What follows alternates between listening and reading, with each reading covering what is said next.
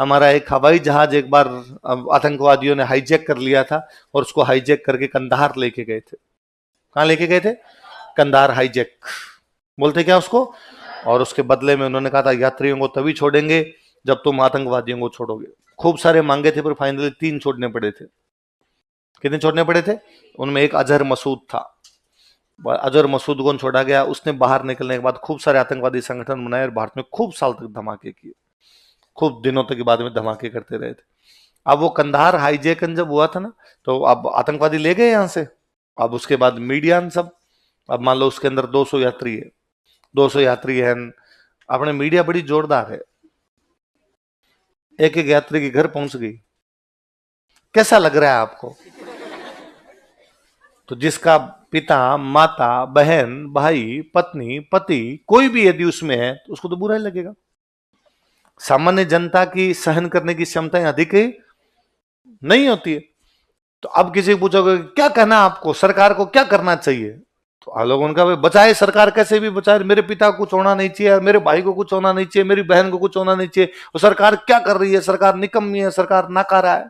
सारा दिन टीवी पर यही चले तो पूरी देश की जनता का सेंटिमेंट भी क्या होगा कि छुड़वा के लाओ, कैसे भी करके छुड़वा के लाओ, फटाफट छुड़वा के लाओ, कैसे भी करके छुड़वा के लाओ, तो फिर आतंकवादी छोड़ो।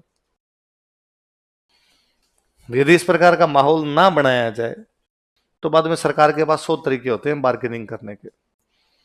सरकार के साथ उड़ा देंगे, आतंकवादी कहेंगे हम तुम्हारी यात्रियों को उड़ा देंगे, उड़ा दो, 250 को उड़ा दो, एक कोई नहीं छोड़ेंगे।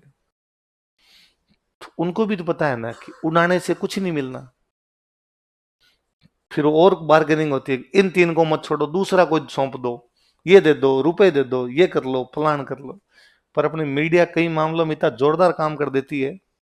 99 का वॉर था, मीडिया चली गई वहां कारगिल। यह देखिए यहां पर बैठे हैं भारतीय, हमारी सेना है कम, केवल 3 ही सैनिक इस चोटी पर हैं, क्या बचा पाएंगे इस चोटी को? तो वो टीवी पाकिस्तान भी तो देखता है, उनको पता चला ना इस चोटी पर 3 ही है, दूसरे दिन बम डाल दिए, पर अपने जिंदाबाद है। 2008 में मुंबई हमला हुआ ताज होटल पे, लाइव लाइव है मीडिया। अब आ चुकी है हमारी एनएसजी, एनएसजी के कमांडो अभी उतर रहे हैं। देखिए देखिए 76 नंबर मंजिल के पास एक एनएसजी का कमांडो उतर रहा है। वो अंदर जो बैठा आतंकवादी वो भी तो तुम्हारी टीवी देख रहा है। अच्छा कि 76 नंबर वाली खिड़की के पास है, बढ़ाती जाए। फिर जाकर समझ में आएगा, इसे बंद करो इस लाइव को। वो देख रहे हैं ताऊ अंदर बैठे बैठे, या पाकिस्तान वाले देख रहे हैं, और पाकिस्तान वाले देख रहे करेंगे हाँ हाँ भाई साहब थोड़ा लेफ्ट ले ले, बंदूक इधर घुमा, 3 चढ़ रहे हैं इधर से ऊपर, टीवी में दिख रहा है 3 आ रहे हैं, लेफ्ट घुमा दे, उड़ा दे इनको। बड़ी मुश्किल से बाद में उसको किया। तो वैसा वैसा कंधार वाले में भी खूब किया था। तो सामान्य जनता क्या इतनी जल्दी हिल जाती है। वरना मेरे को याद है भारत के पहले थल सेनाध्यक्ष थे KM करियप्पा। कौन थे? 71 की वॉर में KM करियप्पा का जो बेटा था उसको पाकिस्तान वालों ने पकड़ लिया। KM करियप्पा भारत के पहले थल सेनाध्यक्ष थे। पहले थल सेनाध्यक्ष का मतलब क्या हुआ? आजादी की ठीक बात, आजादी की ठीक बात था, तो इसका मतलब KM करियप्पा पहले अंग्रेजों की फौज में थे, है ना भाई। अंग्रेजों के टाइम में इंडियन आर्मी तो होती थी, उसको ब्रिटिश इंडियन आर्मी बोला करते। अब अंग्रेजों ने कहा हम तो जाएंगे, इंडियन आर्मी के जो सैनिक है वो इंडिया को संभाले। इतने दिन अंग्रेजों की तरफ से लड़ते थे, अब किसकी तरफ से लड़ेंगे? भारत की तरफ से। तो बात आएगी साहब हमारा थल सेनाध्यक्ष किसको बनाया जाए, तो करियप्पा सर को बना दिया। पर सैनिकों का तो विभाजन हुआ था ना, आधे सैनिक मुसलमान सैनिक चले गए पाकिस्तान, और बाकी हिंदू और मुसलमान दोनों प्रकार के सैनिक कहां पर रह गए? भारत।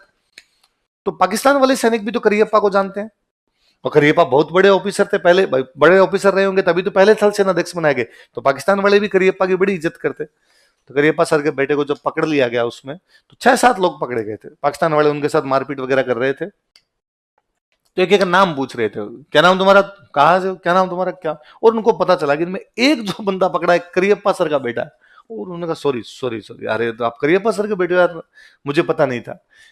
पाकिस्तान से करियप्पा सर को फोन लगाया गया कि हमने, सॉरी सर गलती हो गई, और हमने आपके बेटे को पकड़ लिया, हमें नहीं पता था सर आपका बेटा है, हम आपके बेटे को सर वापस भेज रहे हैं। करियप्पा का जवाब था कि सबको भेज रहे हो, मेरे बेटे को भेज रहे हो कि नहीं, केवल आपके बेटे को। नहीं रख लो, मार दो भले, वापस नहीं भेजना, भेजे जाए तो सारे भेजे जाए, केवल एक करियप्पा का बेटा ही क्यों आए? तब तो भारत माता के सारे बेटे आए, मरे तो कोई मरे, उसमें करियप्पा वाला अकेला क्यों है?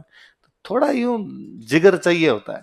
पर क्या होता है सामान्य जनता में होता नहीं जी, हर किसी अपने साथ भी हो तो शायद अपने इसी प्रकार की भावनाएं हो जाए, तब थोड़ा मीडिया वालों का होता है कि थोड़ा दबा लो चीजें, थोड़ी चीजें दबा लो तो दिखेगी नहीं। इतने में 2-1 दिन के अंदर सरकार कुछ ना कुछ इधर उधर का कर ही लेगी, पर वो दबती है नहीं चीजें, मीडिया के अंदर ज्यादा आ जाती है, मीडिया में ज्यादा ज्यादा लोगों की भावनाएं उमड़ती है। अभिनंदन वाला हुआ था ना, अभिनंदन वाला तो याद है, अभी के अभी छुड़ा के लाओ, क्या हो सकता है, युद्ध बंद कर दो, छुड़ा के लाओ। अरे ऐसे थोड़ी होता है यार, पकड़ लिया तो पकड़ लिया, होता है उन वाले अपने पकड़ जाते हैं, अपने वाले उनमें पकड़ जाते हैं। मैं तो कहता हूं अभिनंदन को खुद को यदि वहां पूछा जाता कि तेरे को खाली सौंपना है और भारत बंद करना चाहता है, पाकिस्तान के सामने सब कुछ पाकिस्तान की बातें मानना चाहता है, अभिनंदन मना कर देता कि नहीं रख लो तुम, नहीं छोड़ना। और देश की जनता का ज्वार जो उमड़ता है एक बार भाई साहब, भाटा नीचे उतरने का नाम ही नहीं लेता। अभी कभी छुड़ा के लाओ, और हमने फोटो देखी है उसमें उनका चेहरा सूजा हुआ है यार, पकड़ने के बाद तो मारेंगे मारेंगे, चेहरा सूझेगा इसमें। और फौजी के लिए बहुत सामान्य बात है, वो जानता है कि उसके साथ क्या होगा क्या नहीं होगा, वो हर स्थिति के लिए पूरी तरीके से तैयार होता है कि उसका क्या किया जाना है क्या नहीं किया जाना है। उसको ये भी पता है ये गला काट सकते हैं, तो ये भी पता है मारेंगे तेरे को भयंकर, उसको ये भी पता है तेरे को एक ही बात नहीं बतानी, सब चीजें उसको पहले की चीजों में तैयार होता है। कंधार का एक राजा था, उसका नाम था अमीर अली। अमीर अली की अपने भाइयों से लड़ाई हो गई, अमीर अली के भाइयों ने उसको वहां से भगा दिया, तो अमीर अली को कंधार छोड़ना पड़ा, राजा के पद से हटना पड़ा। अमीर अली भाग के आ गया सिंध। कहां पे आ गया? सिंध मतलब पाकिस्तान, मतलब अफगानिस्तान से कहां पर आ गया? पाकिस्तान। सिंध से वो आ जाता जैसलमेर। जैसलमेर का राजा कौन था? और उसने लूणकरण को आका भाई मेरे भाइयों ने मेरे को कंधार मतलब अफगानिस्तान से भगा दिया, तू रहने की जगह दे। और लूणकरण ने उसको रहने की जगह दी, शरणागत की रक्षा करना अच्छा माना जाता था तो रहने की जगह दे दी। अमीर अली बड़ा राजी वार, अमीर अली लूणकरण को आगे देख मेरे भाइयों ने तो भगा दिया, तूने मेरे को रखा है तो तू मेरा धर्म का भाई है। धर्म भाई बना थे, तो दोनों ने एक दूसरे के साथ पगड़ी बदल ली। पहले धर्म भाई बदलते थे एक दूसरे के साथ क्या बदलते? पगड़ी। इसका मतलब है कि आपकी पगड़ी यदि मेरे सर है तो इसका मतलब आपकी इज्जत मेरे साथ, पगड़ी इज्जत के साथ जुड़ी थी, मेरी आपके साथ, तो आपकी इज्जत मैं ध्यान रखूंगा और मेरी इज्जत आप ध्यान रखो। दोनों भाई बन गए, दोनों साथ में खाते पीते उठते बैठते शिकार करने के लिए जाते। अमीर अली ने कहा भाई थोड़े दिनों में मैं सेना और तैयार करूंगा, वापस जाके मेरे राज्य पर कब्जा कर लूंगा। लूणकरण ने कहा कोई बात नहीं, बैठ आराम से जब तक तेरे को बैठना हो यहाँ पर। एक दिन अमीर अली ने लूणकरण को कहा कि यार लूणकरण, अपने दोनों दोस्त हैं भाई हैं, साथ में उठते बैठते खाते पीते हैं, पर अपने परिवार तो मिले ही नहीं। तुम्हारे परिवार की महिलाएं मेरी परिवार की महिलाओं से मिले, ये भी तो होना चाहिए। तो लूणकरण ने कहा ये बात भी सही है, परिवार मिलने चाहिए जब हम धर्म भाई बन गए आपस में। तो एक काम करो, अभी 2-3 दिन बाद में हमारे को एक रिश्तेदारी में फंक्शन है, कोई रिलेटिव का फंक्शन है, तो हम सारे पुरुष तो किले से बाहर जाएंगे, तो किले में केवल महिलाएं महिलाएं बचेगी। उस दिन तुम तुम्हारी महिलाओं को किले के अंदर भेज दो, ताकि महिलाएं महिलाएं आराम से मिल भी लेगी और किला देख भी लेगी। उसने कहा डन।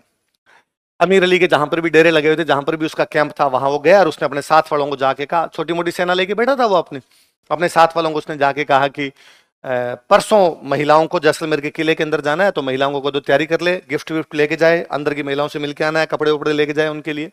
साथ वालों ने पूछा भाई परसों क्यों, कल ही भेज देते हैं। उसने कहा नहीं नहीं नहीं, वो एक्चुअली जैसलमेर के जो सारे राजा के साथ वाले हैं, जो पुरुष जितने भी हैं, वो तो परसों किसी रिश्तेदारी में फंक्शन में जाएंगे, महिलाएं महिलाएं होंगी तो आराम से देख लेगी यार, कल भेजेंगे पुरुष होंगे, पुरुषों के बीच में महिलाएं क्या करेगी वहां। तो उन साथ वालों का दिमाग काम किया, उन्होंने कहा कि परसों इनके पुरुष नहीं है किले में ना, तो कब्जा कर लेते हैं ना। ये शरण दी है इसने अपने को, भाई है, और इसको धोखा क्या धोखा होता है, राज में किस बात का धोखा है? कब्जा करते हैं अपने। और उन सब ने प्लानिंग की इसके किले पे कब्जा किया जाए। अब कैसे करें कब्जा? तो किले में पुरुष कम है, गेट कीपर्स जो खड़े हैं उतने गेट कीपर है, अब किले पे अपने कब्जा करना है, तो अपनी सेना अंदर घुस के कब्जा करे। तो ऐसे सेना जाएगी तब तो अगले किले के गेट बंद कर देंगे, और गेट बंद करके उनको पता चल जाएगा सेना आ रही है, फिर अपने अंदर नहीं घुस पाएंगे। तो क्या किया जाए? तो उनको तो समाचार ये भेजो कि हमारी महिलाएं मिलने के लिए आ रही है। अब महिलाएं मिलने के लिए जाती पालकी में, पालकी थी, पालकी पालकी को उठाने के लिए एक पालकी को चाहिए 4 आदमी, वैसे तो 6 चाहिए होते थे भाई, जब कोई थकेगा तो उसकी जगह रिप्लेस करने के लिए आते, पर अपने 4 मानते हैं। अब उन्होंने समाचार भेजा कि हमारे परिवार की 60-70 महिलाएं मिलने के लिए आएगी। पूरा उसका कुनबा था, वो राजा था तो 5-7 उसकी रानियां रही होगी, उसकी भाइयों की रानियां बहन बेटियां मिला के कोई 60-70 महिलाएं मिलने के लिए आएगी। ठीक है साहब भेज दो। अब मान लो यदि 60 महिलाएं भी जाएगी तो कितनी पालकी होगी? 60। एक पालकी को उठाने के लिए 4 आदमी, तो कितने हो गए? 240। 60 अंदर बैठेंगी तो महिलाएं क्यों बिठानी है, पुरुष बिठाओ। तो 300 की टुकड़ी तैयार की, अंदर रखे हथियार और कहा आपने तो अंदर घुस के मारकाट मचाओ, 300 आदमी जाके किले पे कब्जा कर लेंगे, बाकी बात वाले बाहर से आ जाएंगे। ठीक है। पहले गेट पे जो गेट कीपर खड़े थे उनको डाउट हो गया कि अंदर मामला गड़बड़ है, तो वहां गेट कीपर ने उनको पूछा कि मैं चेक करवाओ पालकी में क्या? तो ये क्या बदतमीजी है, जैसे तुम्हारे परिवार की महिलाएं वैसे हमारी परिवार की महिलाएं, तुम्हारे परिवार की महिलाओं की इज्जत तो हमारी नहीं है क्या? और कोई पुरुष ऐसे कैसे महिलाओं के बारे में कह सकता है कि हम महिलाओं को चेक करेंगे, इनका मुंह देखेंगे? मैं कहा नहीं नहीं, मुझे ऐसा लगता है तुम्हारी पालकी में महिलाएं नहीं है। क्यों लगता तुम्हें? उसने कहा यार एक तो 45 किलो वजन हो, एक को 1.5 क्विंटल का डाकी बैठा हो अंदर, नीचे वालों के पग डगमग डगमग कर रहे हैं यार। मैं देखना चाहता हूँ इतनी मोटी ताजी महिलाएं तुम लाए कहां से, कौन सी चक्की का आटा खाती है सब। उनको ये लगा कि यदि यहां पर इन्होंने चेक किया तो इनको पता चल जाएगा, पोल खुल जाएगी, तो फिर ये गेट बंद कर देंगे, और गेट बंद कर देंगे तो अंदर नहीं घुस पाएंगे। इससे अच्छा यही उतरते मारकाट मचाते अंदर घुसते। तो वहीं उतर के मारकाट मचाने लगे। जब वो मारकाट मचाने लगे तब तक अंदर समाचार पहुंचा कि अचानक अपने पर आक्रमण हो गया और इसको रोकना पड़ेगा अपने को। तो जितने भी गेट कीपर्स वगैरह खड़े थे वो सारे के सारे उस मेन गेट पर आए, भाई इनको रोका जाए। अब वो अंदर ले देंगे, को 50-60 आदमी थे, वो सामने 300 350 की टुकड़ी थी। अब ये पता था कि 50-60 तो मरेंगे, कितनी देर तक रोक सकते हैं, थोड़ी देर रोक सकते हैं, और बाकी वाले अंदर घुसेंगे। डर वही था, किले पे कब्जा हो जाए वो कोई नहीं, बाहर वाले कब्जा छुड़वा लेंगे, ये महिलाओं को लेके जाएंगे, ये महिलाओं के साथ बदतमीजियां करेंगे, महिलाओं के साथ में बलात्कार होंगे। फिर वही तरीका बचता था, जोहर वाला तरीका बचता। पर जोहर में तो अग्नि में जलना होता है, अग्नि में जलने के लिए लकड़ियां लेके आओ, अग्नि जलाओ। और आपने तो जोहर का मतलब होता है यज्ञ, यज्ञ करते, मंत्र बोलते, रानियां श्रृंगार करती, नहा के आती, इसलिए जोहर कुंड है अपने तो। इतना टाइम नहीं था कि ये सब किया जाए, लकड़ियां इकट्ठी की जाए, यज्ञ किया जाए, मंत्र बोल जाए, किया जाए। तो क्या किया जाए? तो सब महिलाओं ने कहा भाई सारे पुरुष तो मर ही रहे हैं, हमें भी अपनी इज्जत बचानी है, जोहर किया नहीं जा सकता, तो क्या किया जाए? तो वैसे ही मार दिया जाए। तो सब महिलाओं को एक कमरे में बिठा के तलवारों से काटा गया, ताकि दुश्मन महिलाओं के हाथ नहीं लगा सके। महिलाओं ने कहा हमारे साथ यही कर दिया जाए, जब तुम सारे मरोगे तो हमारा क्या है? इसलिए उसमें जोहर हुआ ही नहीं, क्योंकि जोहर का मतलब होता है अग्नि स्नान। क्या होता है? बाहर वो पुरुष गए, सारे लड़ते हुए मारे गए, अमीर अली कब्जा करता है, लेकिन तब तक बाहर जो लोग गए थे फंक्शन में उनको पता चला, वो वापस लौट के अमीर अली को मारपीट के यहाँ से वापस गया किले पर, उन्होंने दोबारा कब्जा किया। तो इस तीसरे साके के अंदर केसरिया हुआ पर जोहर नहीं हुआ। क्या हुआ? लेकिन क्या नहीं हुआ, इसलिए इसको बोलते हैं आधा साका। 2009 के आसपास में ऐसी चर्चाएं थी कि जैसलमेर का किला गिर सकता है, पुराना किला भाई साहब गिर सकता है कभी भी किला, तो सरकार को ध्यान देना चाहिए। सरकार को लगा क्या करें क्या करें किले को बचाने के लिए, सरकार ने डाक टिकट जारी कर दिया। 1155 का किला है। कब का किला है? देख लो, 900 साल हो गए। 2055 में 900 साल हो जाएंगे। 2025 चल रहा है, 30 साल कम मान लो, तो मतलब कितने हो गए? 870। कितने साल हो गए? 870 साल हो गए। इस बार बारिश में जरूर उसकी दीवार का एक कोना थोड़ा सा गिरा था, इस बार बारिश में अखबार में आया था उसके। बाकी 900 साल के किले बने हुए हैं, कुछ ही नहीं बिगड़ा, वैसे वैसे पड़े हुए किले एकदम। मेरे आज दिन तक नहीं समझ में आई कि इतनी अद्भुत इंजीनियरिंग कैसी थी उन लोगों की। उसमें भी बड़ी बात, हम भूल कैसे गए वो जो उनका मार्वलस इंजीनियरिंग का पैटर्न था, कैसे पत्थर को काट के किला बना दिया जाए, फिर नीचे से ऊपर पत्थर पहुंचाने का उनका तरीका, फिर बिना चुने के पत्थर में पत्थर जोड़ दिए। इतनी ऊंचाई पर उन्होंने कोई चुने का इस्तेमाल नहीं किया, पत्थर में पत्थर जोड़ते हुए, और वो इतना बड़ा किला बना गए, और आज दिन तक वैसे के वैसे खड़े।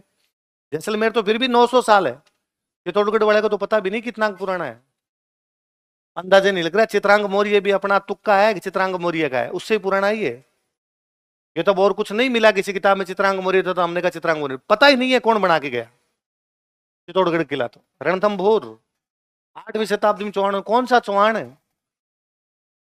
कुछ नहीं पता इनको। बाद की किताबों में जो रेफरेंस मिले उनका आधार पे पता नहीं कितने, 8वीं शताब्दी को भी मान ले तो भी 1200 साल है। बापा रावल ने 734 के आसपास चित्तौड़ पर कब्जा किया है, उससे पहले चित्तौड़ का किला रहा होगा, तो यदि 734 से भी माने तो भी 1200-1300 साल होते हैं। पता नहीं इतने अद्भुत चीजें वो कैसे बना के गए, कैसे इन पत्थरों को उन्होंने काट लिया होगा, कैसे बना लिया होगा। और अब भाई साहब अपने कोई बिल्डिंग बनाते हैं। मेरे फ्लैट तैयार करवाया था 2 साल पहले, 2 साल पहले, 2 ही साल हुए अभी, मतलब अक्टूबर में 2 साल हुए। उसमें साल भर पहले से वो आने, वो पपड़ियां उतरने लग गई उसकी, है ना, दीवार की पपड़ियां सी उतरने लग गई। मैंने उनको कहा भैया आपने जितने कहे थे मैंने उसे अधिक रुपए दिए हैं, है ना, इस पे खूब सारे रुपए लगाए, ये क्या है? उन्होंने कहा सर ये तो सीलन आएगी, आपके वॉशरूम है पीछे, सीलन आएगी। तो इन किलों में नहाते नहीं थे क्या लोग? इधर वॉशरूम बने नहीं थे क्या? वैसे वैसे पड़े, कोई फर्क ही नहीं आ रखा उनके अंदर। तो सबसे बड़ी दिक्कत ये हुई जो हम कल परसों मेघालय वाली बात कर रहे थे, कि पहले हमारा पढ़ाई का पैटर्न वो किसी प्रकार का था, 2 प्रकार का हो सकता था, या तो लिखित और एक मौखिक। ये तो उन्होंने पीढ़ी दर पीढ़ी ये बातें बताई, पिता को आती थी वो चीज, उसने बेटे को सिखाई, उसने बेटे को सिखाई, उसने बेटे को सिखाई, या किसी ने उसे सीखी उसको सिखाई, और लगातार वो इसको ज्ञान को अपने कंटिन्यू करते रहे कि किस प्रकार से पत्थरों को काटना है, किस प्रकार से पत्थरों को जोड़ना है। आप ये देखो, एक आदमी हो ना, मैं जैसे एक किसी आपको, अरे इधर आओ, एक पेंटिंग बना के दो यार मुझे, एक आदमी होगा वो पेंटिंग बनाएगा, उसके दिमाग में होगा गेट कहां बनाऊंगा, छत कितनी ऊंची बनानी है, आगे इसमें गार्डन दिखाऊंगा नहीं दिखाऊंगा, रसोई किधर दिखाऊं, पता होगा उसको। मैं आप में से 5 लोगों को बुला के कहूं एक ही पन्ने में पेंटिंग बनाओ, तो गड़बड़ कर देंगे। कोई उसका इधर वाली दीवार निकाल देगा, कोई इधर वाली दीवार निकाल, हजार हजार लोग एक ही किले को बनाने में लगे हुए हैं, सब एक जैसा दिमाग काम कर रहा है।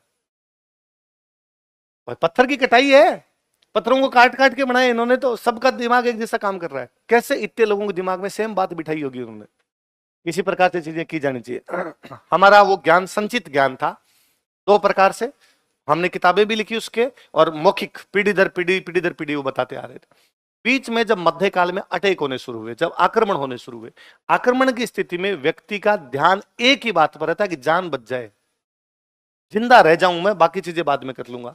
इसलिए वो ज्ञान बीच में कोलैप्स कर गया, वो ज्ञान बीच में रह गया, कहीं किताबें वो फट गई।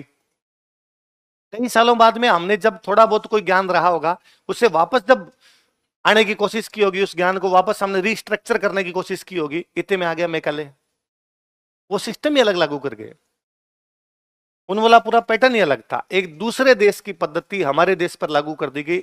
उस ज्ञान का हमारे ज्ञान का आपस में कोई सामंजस्य नहीं था। पुराने वाला भूल गए, अंग्रेजों वाला सीख नहीं पाए। आदि छोड़ पूरी को धावे, आदि मिले न पूरी पावे, दोनों से गए, न तो इधर वाला आया न उधर वाला आया। आज एक मकान को बनाने के लिए पहले तो एक इंजीनियर बुलाते हैं, एक वो कोई इंटीरियर डेकोरेशन वाला आता है, वो 2 मिलके एक मैप बना के जाते हैं, ये करना है, ये करना है, ये करना है। फिर मिस्त्री जी आते हैं, 2-4 आस पड़ोसी पंचायती और करते हैं, उसके बावजूद ढंग का नहीं बनता। मैं मेरे आसपास में जितने घर बने हैं उनमें मैंने सिंगल घर में नहीं देखा कि पूरी ढाल सही दे दी गई हो, पानी का फ्लो।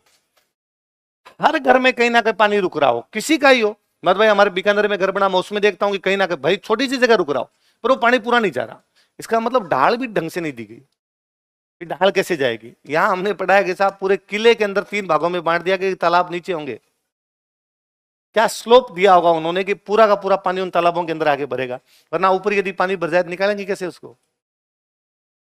उनका पूरा, आप लाल किला कभी वो देख लीजिए, जैसे ही पानी ओवरफ्लो होगा लाल किले में वो झरोके, वो मोखे बने हुए, उनसे पानी बाहर आएगा, बाहर निकलना शुरू हो जाएगा। एक एक चीज का ध्यान रखा, इसलिए सीलन वगैरह कोई समस्या नहीं हो सकती। यदि पानी निकल रहा है तो फिर कैसे होगा? सीलन आ रही है इसका मतलब पानी रुक रहा है, छत पे पानी रुक रहा है, आपके रुक रहा है पानी, इसका मतलब ढाल सही नहीं है, वरना नाले की तरफ जाना चाहिए। तो ये तो वास्तव में देखने लायक चीज है कि इनकी क्या इंजीनियरिंग थी। ये तो अभी हम आगे मेहरानगढ़ पढ़ेंगे, आप आज घर पे जाके यूट्यूब पे एक मेहरानगढ़ के बारे में 7 मिनट की डॉक्यूमेंट्री, 7 मिनट, ज्यादा नहीं, अपने अपने देखना सब। उसमें 2 चीजों पे ध्यान देना, 2 जातियों के नाम बताए। एक जाति है खंडवालिया, कौन सी है? जिनका काम था पत्थर को तोड़ना, पत्थर को खंड बोलते हैं। अलग अलग जो भाटे होते हैं उनको क्या बोलते हैं? खंड। खंड को तोड़ने वाले थे, इसलिए क्या थे? खंडवाल। एक जाति थी चवालिया, कौन सी थी? चवाली, जिनका काम था पत्थरों को नीचे से ऊपर लेके जाना। आप देखना उन दोनों के बारे में कि वो कैसे कर लिया करते थे। मतलब खंडवालियों के बारे में 7 मिनट की डॉक्यूमेंट्री में है कि खंडवालिया समाज का व्यक्ति जो मिस्त्री हुआ करता था, वो पहाड़, पूरे पहाड़ को काट के किला बनाया। पहाड़ खड़ा है, हमने तो उसको काट के किला बनाया। अब उस पहाड़ को कहां से काटना है, तो वो हथौड़ा मारता, टक टक टक, और उसको पता चलता कि यहां से काटना है। फॉल्ट लाइन, कहां से ये टूट सकता है, हर कहीं से थोड़ी होगा कहीं पर तोड़ लिया जाए, उसको फॉल्ट लाइन पता होती थी। यहां पे मारेंगे तभी टूट जाएगा, ये टूट जाएगा तो ये वाला पोर्शन अलग करेंगे, ये वाली दीवार बनाएंगे। तो उन्होंने इतना इतना ध्यान रखा। एक आदमी को हथौड़ा मारने से, आवाज से, उसकी क्या आवाज है, उस आवाज से पता चलना तोड़ना है कि नहीं तोड़ना है। नॉलेज रहा होगा, कितनी पीढ़ियों का नॉलेज रहा होगा उन लोगों के पास में, हमने उनका पूरा नॉलेज बर्बाद किया। अब तो न उन समाजों की बात है, न उन समाजों की कोई चर्चा करता है। सब के सब जितने भी घुमंतु समाज है, घुमंतु समझ गए, जो घूम घूम के जीवन यापन कर रहे हैं, उनके पास में अपने अपने सेक्टर का कोई ना कोई नॉलेज पक्का था। अब या तो उनकी स्थिति यह है कि वो भीख मांगे, या उनकी स्थिति यह है कि वो छोटा मोटा कोई जो काम करे उसमें गरीबी में अपना जीवन जिए। हालात ये हैं कि ज्यादातर के तो आधार कार्ड नहीं है, जो घुमंतु समाज है उनके। अब यदि आधार कार्ड नहीं है तो भारत का नागरिक नहीं है वो, और आधार कार्ड नहीं है तो वोट भी नहीं है। और वोट नहीं है तो फिर नेता क्यों उनकी पंचायती करेंगे? इसलिए घूम ही रहे हैं, घर तक नहीं है। सरकारें आरक्षण दे, सरकारें गरीबों के लिए योजनाएं चलाए, सरकारें उनके घर बना के दे, सरकारें उनको राशन पहुंचाए, पर कब? जब डॉक्यूमेंट होंगे। उनके तो बन ही नहीं रहे, क्योंकि डॉक्यूमेंट तो तब बनेगा ना जब एक जगह रहोगे। पूरा लोहे का काम हमारे तो लोहार कर गए थे, सारे हथियार बनाने, कोई रथ बनाने, कोई गाड़ियां बनाने, पूरा का पूरा लोहारों का समाज था। कहां गए? घूम रहे हैं इधर उधर गाड़ियां लेके कहीं पर। आज भी कोई एजुकेशन सेक्टर में कोई आप नहीं देखोगे। अभी अपनी कोचिंग से सिलेक्ट में इस बार गाड़िया लोहार दीपक, वो फर्स्ट है भारत में, उस समाज से कोई सिलेक्ट हुआ है। आप देख लो लोकतंत्र के 75 वर्ष बाद में भी स्थितियां क्या है। ज्ञान उनका गया वो गया, हम उनको समाज में और शामिल नहीं कर पाए, बन जा रहे। जो मध्य एशिया तक व्यापार करने के लिए चले जाया करते थे, खत्म हो गए। लखारे जो लाख का काम किया करते थे, क्योंकि उस व्यक्ति को वो यदि रहे भी उनको काम आया भी। मान लो मैं हूं, मेरे को लाख का काम आता है, पर मुझे लगा इस काम में फायदा नहीं है, अब मेरे को कोई पैसे नहीं दे रहा, तो मैं मेरे बेटे को क्यों सिखाऊं? मैंने उसको कहा तुम थर्ड ग्रेड मास्टर बन जा, पढ़ ले थोड़ा, ज्ञान ही लुप्त हो गया। हमने दोनों तरफ से मार खाई, उस ज्ञान को संचित भी नहीं कर पाए, उन लोगों को मुख्य धारा में भी शामिल नहीं कर पाया। बाकी तो ये चीजें वाकई देखने वाली है यार। आज के इतने इतने साल पहले बाकी दुनिया के देश देखो और उनके अंदर देखोगे है क्या ऐसी कोई चीज है? इतने साल पुराना स्ट्रक्चर बनाए, बहुत रेयर सभ्यताएं मिलेगी जिनमें इतने पुराना स्ट्रक्चर है। अच्छा, जैसे है कि मिस्र वालों ने पिरामिड बना दिए थे, फिर बीच में उनके कुछ ही नहीं है। हमारा कंटिन्यूस है कि हम सिंधु घड़ी सभ्यता में भी उस वैसे मकान बना रहे थे, और जैसलमेर तक आते थे भी वैसे मकान बना रहे थे उसी प्रकार से। तो कितने साल तक हमने ज्ञान को कंटिन्यू किया है, बीच में आके गड़बड़ झाले हुए, वो गड़बड़ हमसे दूर ही नहीं। और अब हम पूरी तरीके से दूसरे सेक्टर पे चले गए, और अब तो फिर जाते जाते ये आ गया कि हमारे में खुद में हीन भावना आ गई, हमने खुद नहीं ये कहना शुरू कर दिया कि हमारे को तो पहले कुछ आता ही नहीं था। नहीं आता था तो ये बने कैसे? यदि हमारे लोगों को कुछ आता ही नहीं था तो इतनी इतनी बड़ी बिल्डिंग्स बना कैसे गए, जो आज दिन तक आपके गिरने का नाम नहीं ले रहे। मैं तो अभी भी देखता हूं कि राजस्थान का सबसे बड़ा हॉस्पिटल कौन सा? एसएमएस, राजा के टाइम का बना हुआ है। मैं बीकानेर का, हमारे बीकानेर में सबसे बड़ा हॉस्पिटल था पीबीएम, पंजाब तक के लोग पीबीएम आते हैं, राजा के टाइम का बना हुआ। इवन पुराना जो अब पीबीएम का विस्तार हो गया, सरकार ने उसमें आगे खूब बना दी, सरकार ने ना नई नई उसमें बिल्डिंग बना दी। भाई कैंसर, पहले कैंसर होती नहीं थी, अब कैंसर होती है, कैंसर का डिपार्टमेंट अलग बन गया, कोई दूसरे बीमारी का डिपार्टमेंट अलग बन गया। अभी मुझे कोई थोड़े दिन पहले कह रहा था, जो बाहर वाला बना है ना उसके अंदर पानी बढ़ता है, क्योंकि पहले वाला हम ध्यान दिया कि ढलान किधर देनी है, अब ढाल तो देना ही नहीं आता, तो चीजें गायब हुई, गजब चीजें गायब हुई। तो इन किलों को देख कर लगता है कि यार 2009 के आसपास करने लगे थे किला गिर जाएगा गिर जाएगा, अभी पिछली बार थोड़ी सी दीवार ही गिरी है, वरना 900 साल से वो किले वैसे वैसे पड़े।